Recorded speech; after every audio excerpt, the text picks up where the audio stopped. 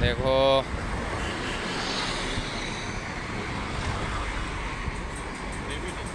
Marine ला आलेलो आहे मी।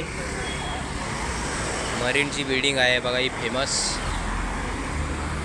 पहा पुढे समुद्र दिसतंय अपाट, पुढे बिल्डिंग दिसते आहे। आता जोपर्यंत गाडी थांबत नाही तोपर्यंत मला तिकडे जाता येत नाही। पहा थोड्याच वेळाने मी तिकडे जातो बघा। आता मी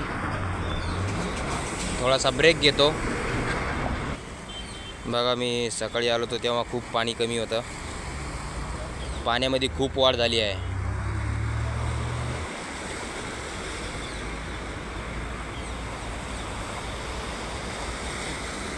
बघा कशा वेगवेगळ्या प्रकारे लाट ओढते बघा।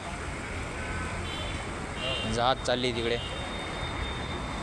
अतिशय सुंदर बिल्डिंग आहे बघा। कावळे पहा।